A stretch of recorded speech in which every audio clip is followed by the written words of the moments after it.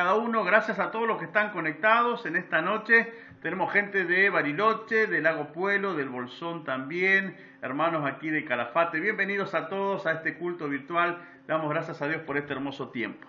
Quisiera que abra su Biblia, por favor, en el Evangelio según San Mateo, capítulo 9. Ahí vamos a ver una historia muy particular de Jesús, de los discípulos de Jesús, también los discípulos de Juan el Bautista y los fariseos. Ahí tenemos un episodio muy interesante, una especie de conflicto que se generó en aquel momento. Y este capítulo 9 del libro de Mateo es una historia que se cuenta en los evangelios sinópticos. Usted lo puede encontrar también en el libro de Marcos, por ejemplo, en Marcos capítulo 2, usted puede encontrar este mismo episodio, versículo 18 al 22, y también lo puede encontrar en el Evangelio de Lucas, Lucas capítulo 5, versículo 33 al 39. En los tres evangelios usted puede encontrar este episodio, usted puede encontrar esta historia. Entonces, nosotros vamos a detenernos en el libro de Mateo capítulo 9, versículo 14 al versículo 17. Dice así la palabra del Señor. Entonces vinieron a él los discípulos de Juan diciendo: ¿por qué nosotros y los fariseos ayunamos muchas veces y tus discípulos no ayunan? Jesús le dijo: ¿acaso puede los que están de bodas tener luto entre tanto que el esposo está con ellos? Pero vendrán días cuando el esposo les irá quitado y entonces ayunarán. Nadie puede poner remiendo de paño nuevo en vestido viejo, porque tal remiendo tira del vestido y se hace peor la rotura.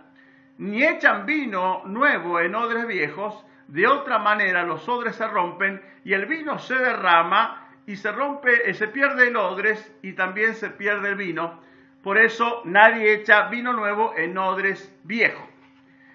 Esta historia del Señor plantea un conflicto entre tres grandes grupos representativos. Por un lado están los discípulos de Juan.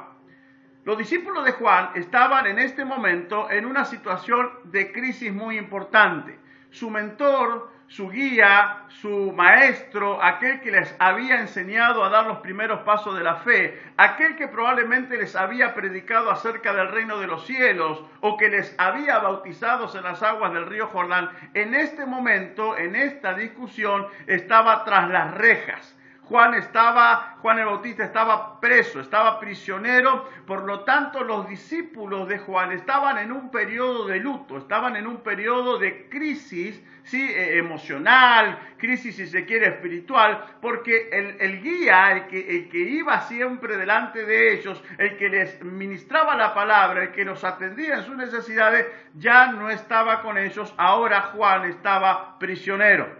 Por lo tanto, el estado de estos discípulos de Juan era un estado de tristeza, de agonía, de desesperación, en otras palabras, de luto. Por otro lado, nos encontramos con el grupo de los fariseos. Ustedes saben que los fariseos siempre representaban la ley, representaban la tradición, representaban la vida cristiana, si se quiere, desde una perspectiva desde afuera, de lo que los demás pueden mirar de lo que hacemos, pero no una vida espiritual que tenía que ver con el cambio o la transformación del corazón o la transformación de la vida de adentro hacia afuera de una persona. Los fariseos eran muy religiosos. Eran personas que guardaban al pie de la letra la ley, pero siempre que la guardaban con la intención de que los demás vieran cuán espirituales, cuán cristianos ellos eran.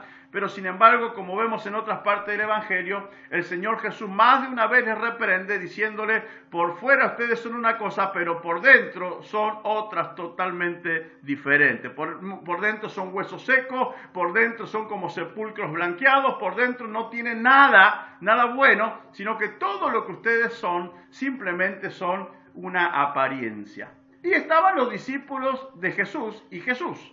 Estaban así, ellos en una especie de fiesta. Imagínense que los discípulos de Jesús no estaban de luto, no eran como los fariseos hipócritas, ellos estaban con el maestro. estaban con el novio, como el Señor lo narra ahí en el libro de Mateo capítulo 9, ellos estaban de fiesta, estaban disfrutando del momento de tenerlo al Señor Jesús en vida, de poder verlo, de poder compartir con Él, de poder escuchar sus enseñanzas, de ver sus milagros que hacía permanentemente en las personas. Entonces, los discípulos de Jesús estaban en un tiempo glorioso, estaban allí con el Señor de señores, con el Rey de reyes, con el Mesías prometido. Ellos estaban de fiesta, estaban como en una gran boda, ahí como los invitados especiales del novio, ¿no? Y estaban ahí disfrutando a pleno de la presencia del Señor. En medio de esta situación, por un lado, los discípulos de Jesús que estaban gozosos de tenerlo al Maestro. Por el otro lado, estaban los discípulos de Juan que estaban en un periodo de luto, de tristeza, de desesperación. Y por el otro estaban los fariseos. Se plantea un problema. Y el problema es el siguiente. Señor, le decían los discípulos de Juan y los fariseos, ¿por qué nosotros ayunamos muchas veces y tus discípulos no ayunan? ¿Por qué nosotros sí nos esforzamos en ayunar y en cumplir con la ley y en cumplir con lo que nos enseñaron que teníamos que hacer, y tus discípulos no lo hacen, no están dando el ejemplo? Bueno, déjenme aclarar lo siguiente. El hecho de que los discípulos de Juan y los fariseos le recriminen a Jesús y a sus discípulos que no ayunaban, eso no es tan cierto. Recuerden lo que el Señor Jesús le enseñó a sus discípulos en el libro de Mateo capítulo 6, versículo 16, con respecto al ayuno. El Señor les dijo a sus discípulos: cuando ayunéis, no seáis austeros como los hipócritas, porque ellos demudan sus rostros para mostrar a los hombres que ayunan. De cierto os digo que ya tienen su recompensa. Pero tú, cuando ayunes, unge tu cabeza y lava tu rostro, para no mostrar a los hombres que ayunás, sino a tu Padre que está en secreto, y tu Padre que ve en lo secreto te recompensará en público. Los discípulos de Jesús no era que no ayunaban, ni que no tenían incorporada en la vida de ellos la disciplina espiritual del ayuno o este medio de gracia llamado ayuno, sino que habían aprendido del Señor que el ayuno no era para aparentar delante de las personas, ni era para que las demás personas se diesen cuenta de que estábamos ayunando, sino que el ayuno tenía que ver con una búsqueda del Señor más íntima, con una búsqueda del Señor más de sincera, más del corazón, con una búsqueda del Señor en lo secreto, en lo recorrido de la presencia del Señor. Ahora, el tema central de este pasaje no es el ayuno. El tema central de este pasaje, el grave problema que plantean los discípulos de Juan y que plantean los fariseos, no es el ayuno, aunque sí se menciona el ayuno. El tema es presionar a Jesús para que el Señor dé respuesta sobre lo siguiente: sobre el evangelio o el cristianismo tradicional o el nuevo, sobre la ley o la gracia, o sobre la letra o el espíritu. Los fariseos siempre tentaban al Señor. El Señor vino a traer una renovación espiritual.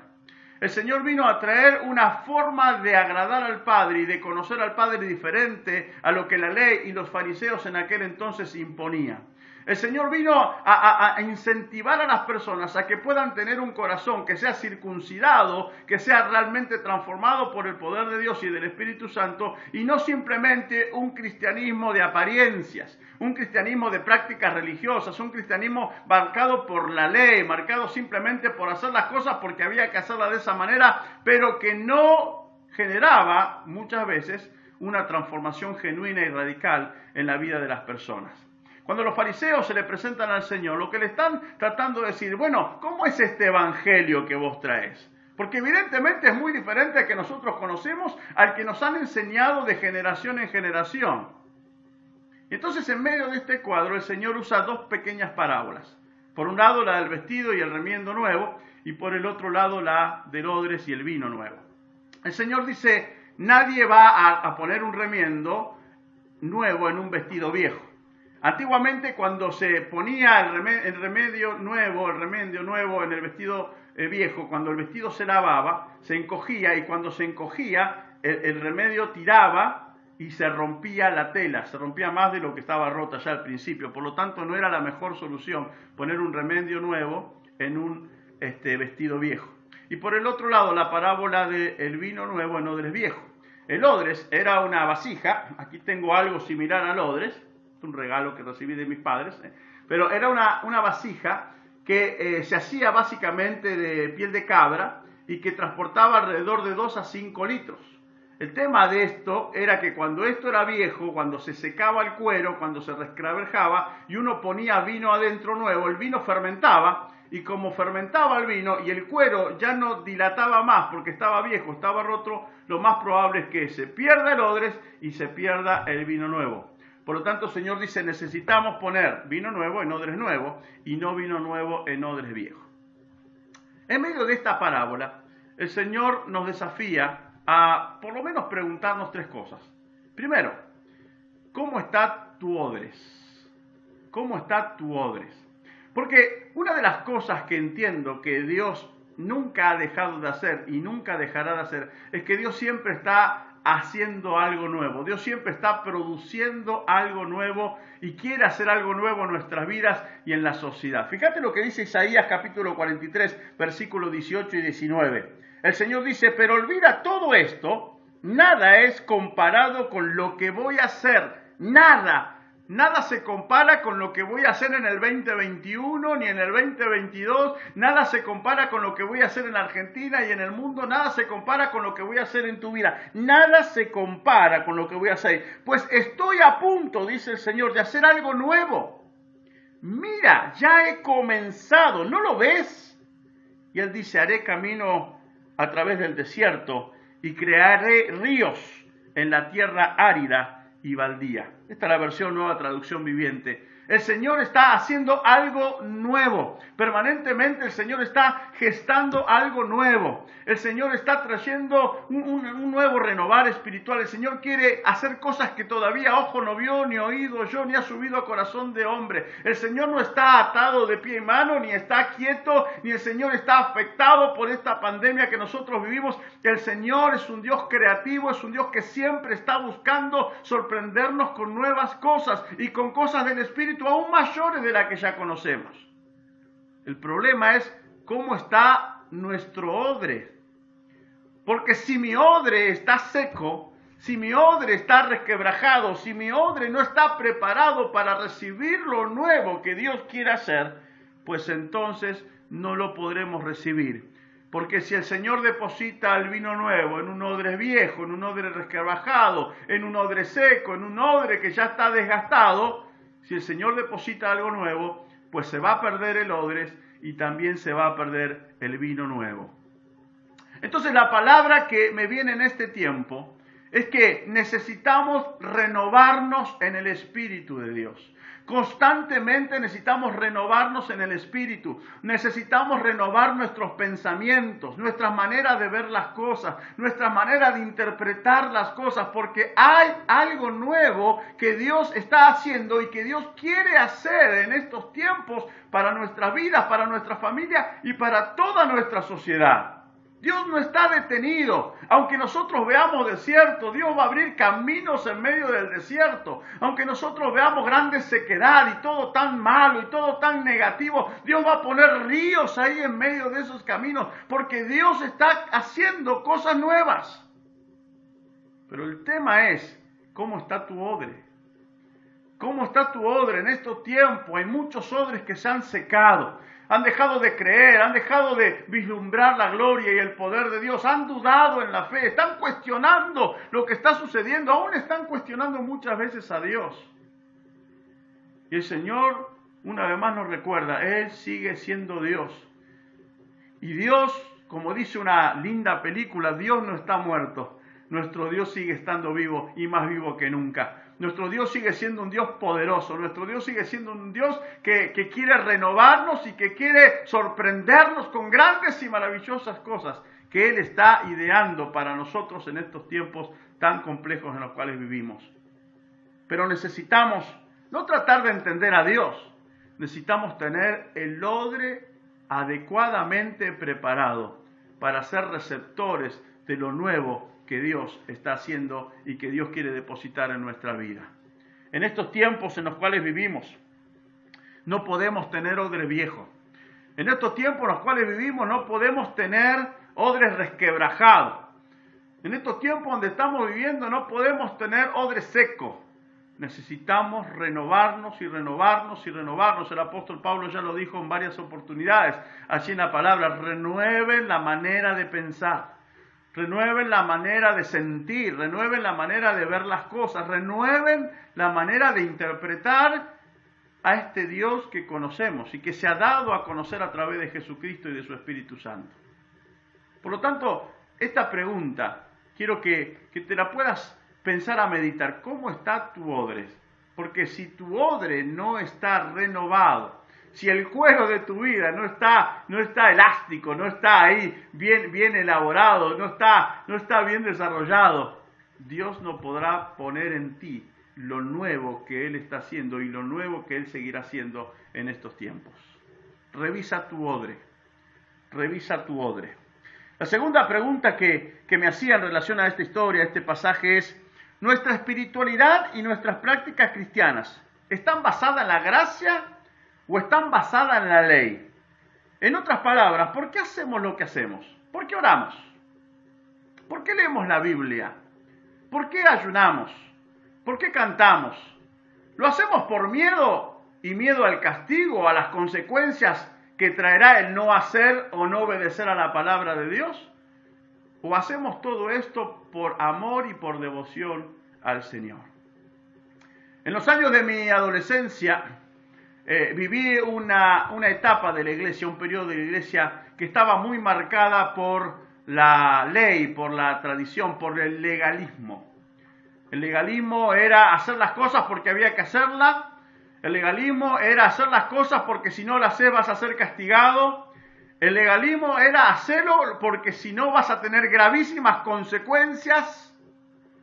Y uno vivía una vida cristiana y aprendió a vivir una vida cristiana basada en el temor y en las consecuencias que iba a haber sobre nosotros si no hacíamos las cosas como teníamos que hacerlas, como Dios nos enseñaba o como los líderes de aquel entonces nos decían que debíamos hacerlas. En mi época adolescente, mucho de mi generación, muchos de mis amigos cristianos, íbamos a la escuela dominical o a las reuniones de jóvenes, en su gran mayoría se perdieron, se alejaron del Señor. Nos hizo muy mal el legalismo, nos hizo muy mal vivir un evangelio marcado por la ley, por la rigurosidad, por el temor, por el castigo. No éramos libres. Éramos esclavos, prisioneros de una situación donde se creía que era la forma de hacer cristianos o de hacer evangélicos. Sin embargo, la pregunta cabe acá: ¿por qué ayunan ustedes? ¿No? El Señor le podría preguntar a los fariseos: ¿por qué ayudan ustedes? ¿Ustedes ayunan porque tenían que hacerlo? ¿Ustedes ayunan porque quieren aparentar ante los demás? Cuando hagamos las cosas, el Señor quiere que las hagamos por amor y devoción a Él, no por temor a las consecuencias, no por obligación. ¿Sabe? Mucha gente hoy va a la iglesia, y va a la iglesia porque va a la iglesia. Va a la iglesia porque tiene que ir, porque lo ha hecho siempre así, porque así le han dicho que tiene que ser. Pero cuando llegan a ese lugar, lo que menos hacen es tener un encuentro personal con Jesucristo. Lo que menos hacen es poder disfrutar de la experiencia de sentir el poder de Dios manifestándose en medio de esa reunión. Mucha gente lee la Biblia porque simplemente la tiene que leer, pero no les queda nada en su mente, no les queda nada en su corazón. Esa palabra que es palabra de vida, palabra que transforma los corazones, no produce en ellos ningún cambio, pero leen la Biblia. Muchos ayunan para tratar de que por medio de esa práctica diga: mirá cómo está ayunando el pastor Ariel, wow, cuántos días de ayuno. Pero sin embargo ese ayuno simplemente es abstenerme de alimento o de bebida, pero no de conectar mi espíritu al Espíritu de Dios, para que el Señor me hable, me ministre, me fortalezca, me renueve, para que el Señor llene mi corazón de su Espíritu. Vivimos muchas veces un cristianismo porque tenemos que vivirlo conforme nos han enseñado. Y muchas veces ese cristianismo es legalista, muchas veces ese cristianismo es tradicional, muchas veces el cristianismo solamente está basado en la letra, pero carece de gracia, carece de espíritu, carece de libertad, carece de gozo, carece de paz, carece de transformación de vida. Bueno, y una clara evidencia de que esto lamentablemente es así en muchas personas, es que en estos tiempos donde el zapato aprieta, muchos han desistido de su fe en Cristo. En estos tiempos donde el zapato aprieta, en vez de aferrarse al Señor, muchos han retrocedido. En este tiempo, en vez de clamar al Señor para buscar el favor de Dios, muchas personas están renegando del Señor. ¿Y por qué el Señor está permitiendo todo lo que está permitiendo? Entonces, la pregunta que me hago no solamente es cómo está mi odre, sino es ¿por qué hago lo que hago? ¿Por qué soy cristiano? ¿Por qué voy a la iglesia? ¿Por qué canto al Señor? ¿Por qué leo la Biblia? ¿Por qué ayuno?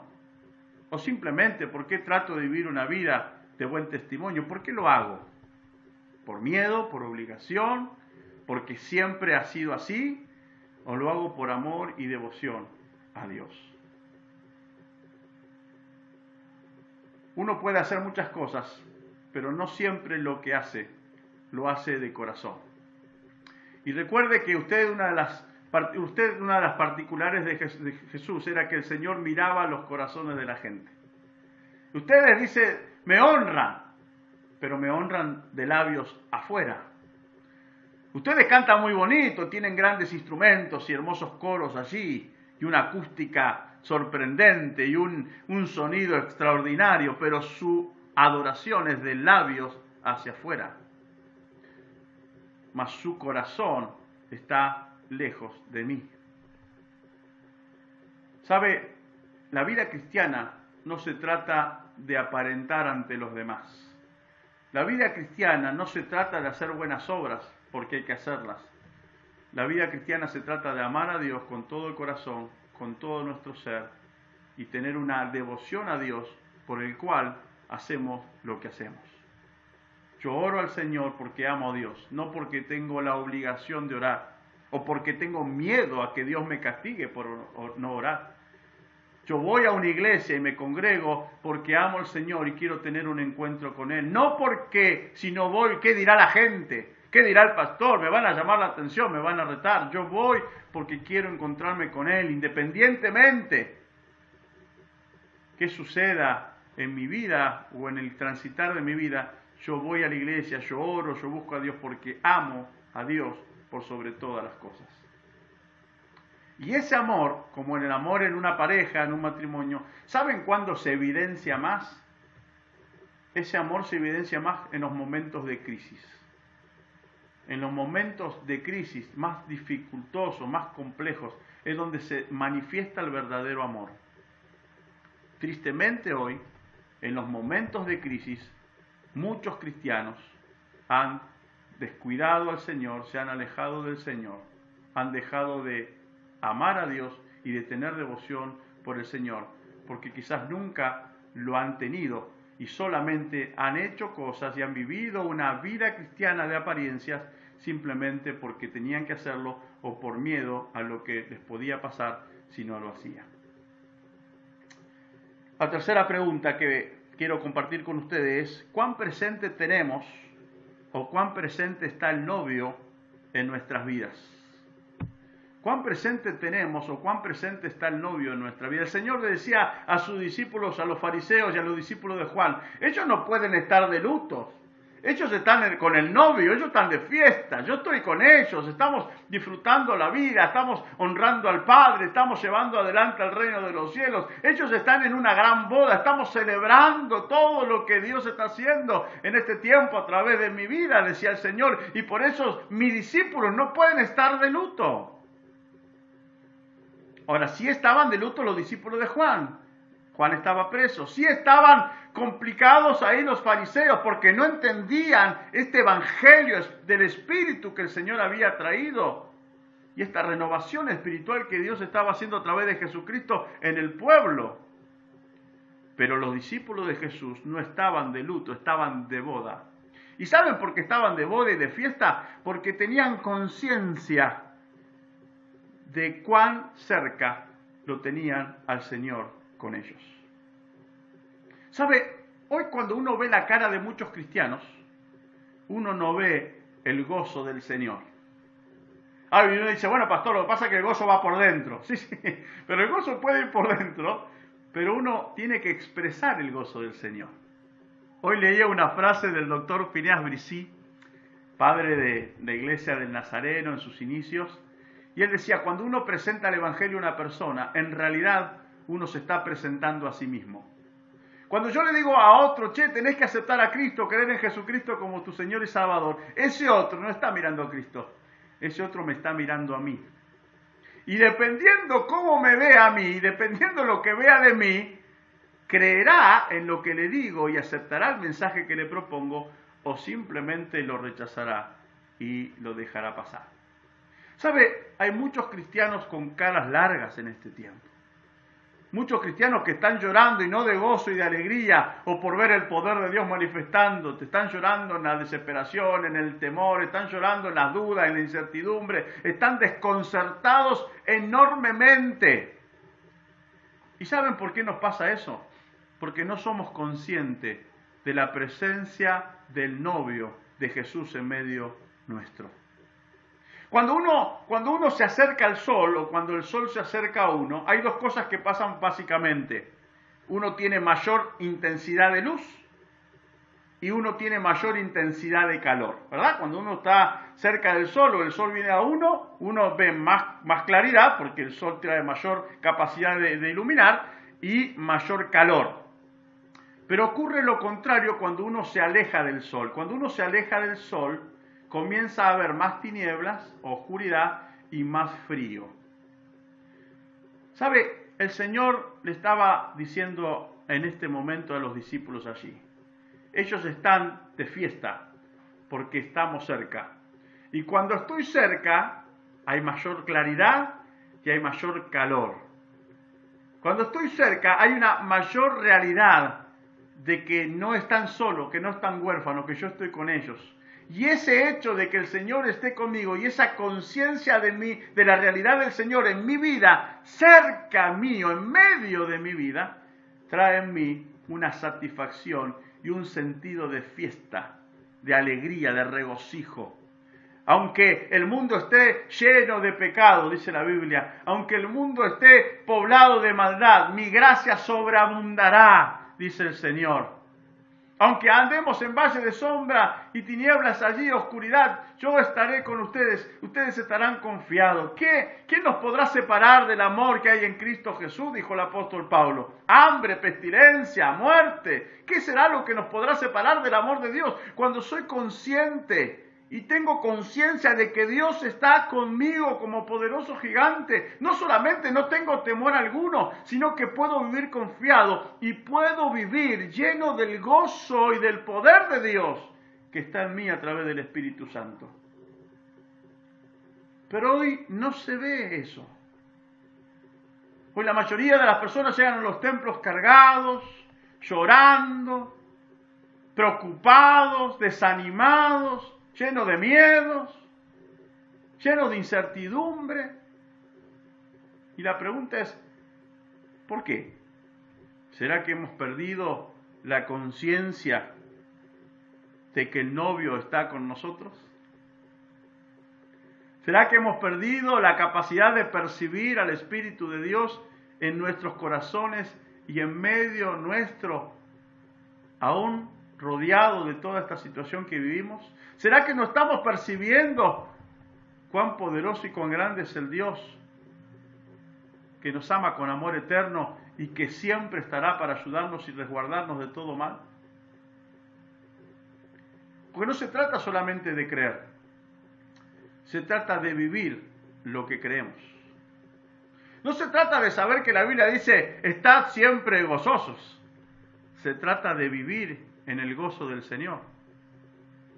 No se trata de saber de que, bueno, Dios me cuidará y ninguna plaga tocará mi morada. Se trata de salir a la calle y estar seguro de que esa palabra se cumplirá en nuestras vidas. Los discípulos de Juan y los fariseos no estaban de boda, no eran conscientes de lo que significaba tener a Jesús en medio de ellos. Pero los discípulos de Jesús sí lo estaban. Y por eso estaban de fiesta, estaban de boda. ¿Tenían problemas? Claro que sí. ¿Eran perseguidos? como el Señor, querían maltratarlo, lo querían matar a todos, querían desterrarlo y silenciar su vida, pero estaban en boda, estaban de fiesta porque eran conscientes de que el que estaba con ellos era nada más y nada menos que el Hijo de Dios, el Rey de Reyes y Señor de Señores. ¿Sabe? Necesitamos plantearnos esta pregunta. ¿Cuán presente tengo en mi vida? ¿Cuán consciente soy de que el novio, de que Jesús está conmigo? De que Él verdaderamente está conmigo.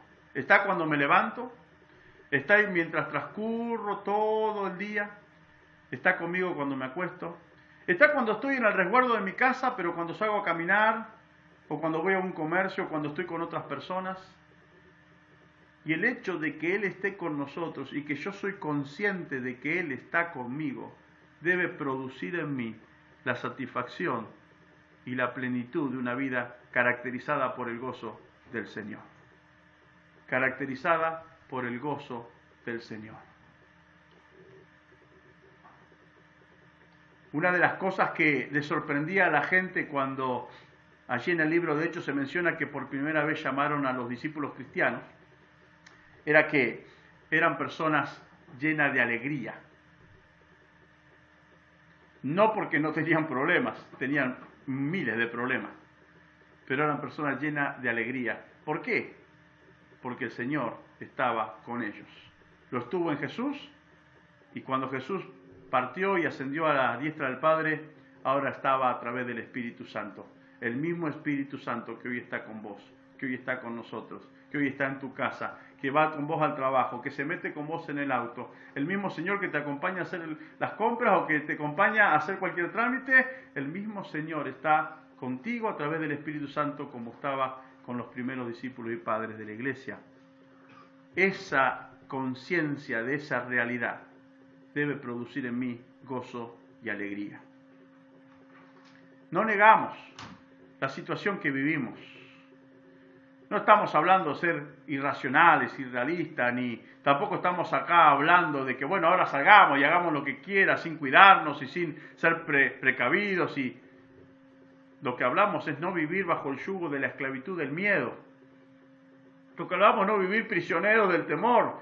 Lo que hablamos es no vivir nuestra vida basados en las malas noticias que recibimos o en los malos augurios que muchos dicen que va a acontecer en este tiempo y en los próximos meses y en los próximos años, sino que hablamos de ser conscientes de que el Dios creador del universo y del cielo y de todas las cosas, no solamente está en el mundo, sino que Él está conmigo aquí y ahora.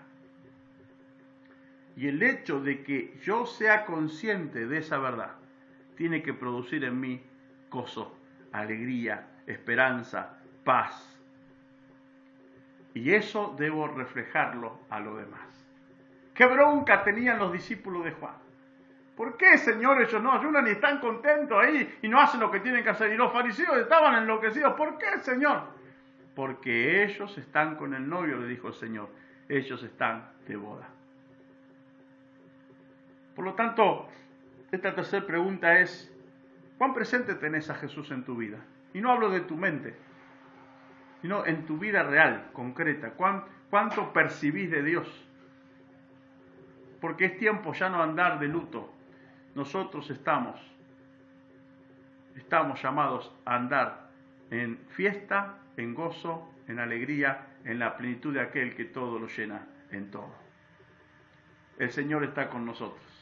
Nuestro Señor no está preso, nuestro Señor no está muerto en una tumba, nuestro Señor no está crucificado en algún lugar, nuestro Señor no está enterrado bajo tierra, nuestro Señor vive y reina para siempre y está con nosotros a través del Espíritu Santo de Dios. Regocíjate, oh moradora de Sión, canta, alaba al Señor, levanta tus manos al cielo, comparte el gozo del Señor con otros, trae sobre otros libertad, trae sobre otros la capacidad de sacar el peso de encima. Dios está contigo. Y si Dios es por nosotros, como dice la Biblia, ¿quién contra nosotros? Si Dios está conmigo, ¿quién contra mí? Si Dios está conmigo, nada podrá separarme de su amor. Si Dios está conmigo, soy más que victorioso por medio de aquel que me amó.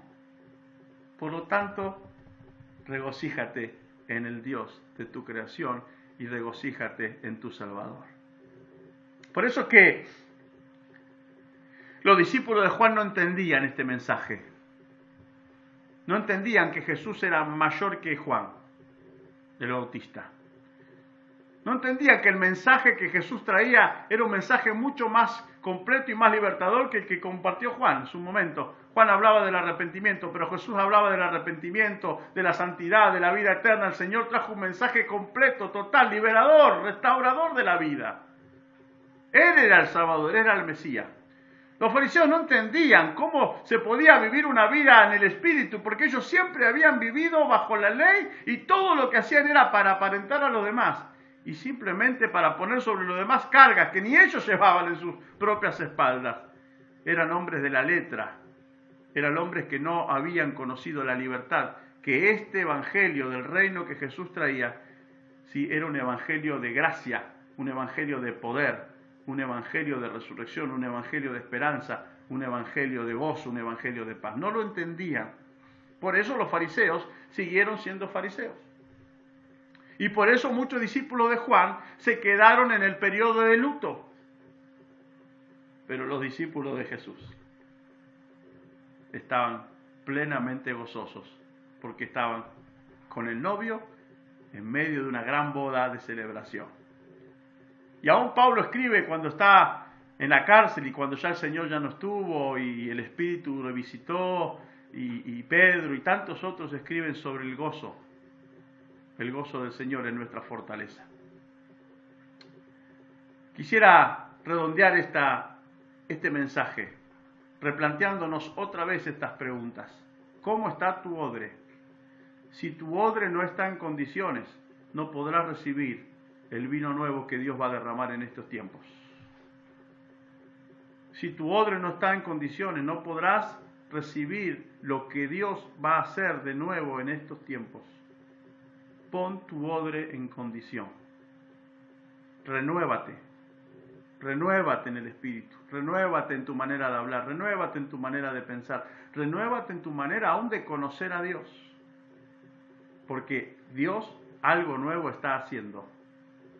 Dios algo grande va a hacer. Dios algo maravilloso va a mostrarnos. Pero para recibir eso nuevo de Dios, necesitamos que nuestro odre esté nuevo. No resquebrajado, no viejo, no recauchutado, no rasgado, no un odre que ya no sirve para nada, sino nuevo. Porque grandes cosas de Dios vienen para los hijos de Dios en estos tiempos. Segundo, ¿por qué haces lo que haces? ¿Por qué haces estas prácticas cristianas o vivís esta vida espiritual? ¿Por qué lo haces? ¿Por miedo? ¿Por temor? ¿Por obligación? ¿O lo haces por amor y por devoción a Dios? No estamos bajo la ley, estamos bajo la gracia. Y la gracia de Dios nos liberta, la gracia de Dios no nos esclaviza, la gracia de Dios nos hace hacer las cosas por amor a Dios, del corazón, con un sentido de querer honrar a Dios por todo lo que Dios es y por todo lo que Dios ha hecho por nosotros. No soy cristiano porque le tengo miedo al infierno, No soy cristiano porque le tengo miedo al castigo de Dios, a la disciplina. No soy cristiano para evitarme las maldiciones que me puedan llegar a venir. Soy cristiano porque he sido amado por Dios. Soy cristiano porque he conocido a Dios. Soy cristiano porque yo amo a Dios por lo que Él es. Y lo tercero es, ¿cuán presente tenemos? ¿Cuán consciente soy de la presencia de Dios en mi vida? Porque dependerá de esa conciencia vivir o de luto o vivir de fiesta. Así como cuando estoy cerca del sol tengo más luz y más calor, si me alejo del sol tengo más frío y más oscuridad.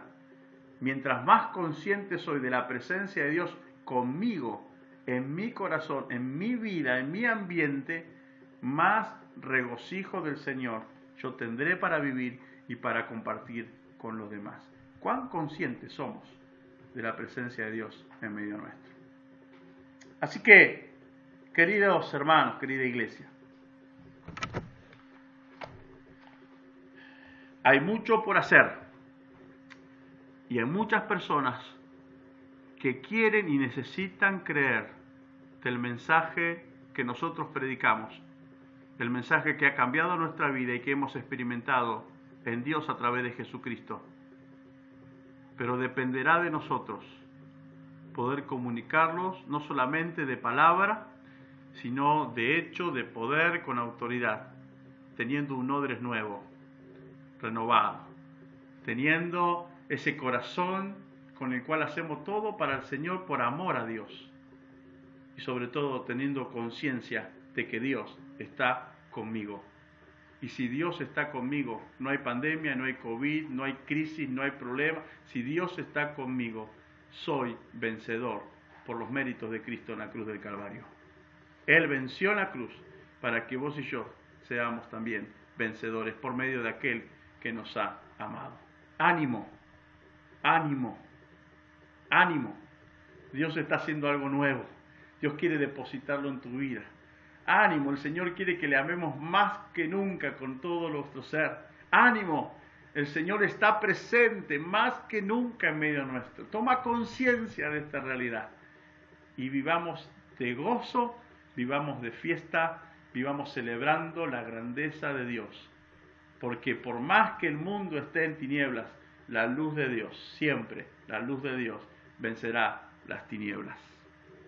Amén. Así que esboza una sonrisa, da palabra de aliento, escucha las buenas nuevas que Dios hará, ríos en medio de los caminos ahí, caminos en medio del desierto, ahí Dios está obrando y todo ojo verá la grandeza de Dios, porque la verá en ti, la verá en ti, la verá en mí.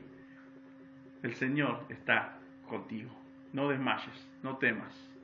Su vara y su cayado nos infunden aliento. El Señor es poderoso en gran manera y su poder no ha menguado. Él sigue siendo Dios. Él sigue siendo mi Dios, nuestro Dios. Padre, te doy gloria y honra en esta tarde. Te doy gracias, Señor, por permitirnos celebrar junto a mis hermanos este culto de honra, de gloria, de poder a ti, Señor, reconociendo que tú eres nuestro Dios, nuestro magnífico Salvador, Señor. Reconociendo, Padre, que tú estás en medio nuestro y tu Espíritu Santo habita en nosotros, Señor. Gracias porque tus manos no están atadas. Gracias porque tú no estás enterrado en una tumba o estás crucificado en una cruz. Tú vives y reinas para siempre. Gracias, Señor, porque cuando vos estás con nosotros y tenemos esa conciencia, podemos estar regocijados siempre, regocijados en el Señor. Padre, yo bendigo la vida de cada uno de mis hermanos, sus hogares, Señor, y oro para que el gozo de tu presencia, de tu Espíritu Santo y la paz que sobrepasa todo entendimiento pueda ser una realidad concreta en cada una de nuestras vidas. Señor, te bendecimos juntos en esta tarde, te adoramos y te damos gracias, Señor, porque nosotros, tus hijos, tus hijas, no estamos de luto, nosotros estamos de fiesta, estamos de gloria en gloria, de poder en poder, de victoria en victoria, porque mayor es el que vive en nuestras vidas que aquel que habita en este mundo. A ti sea la gloria y sea la honra por los siglos de los siglos, Señor. Amén, amén y amén. Que Dios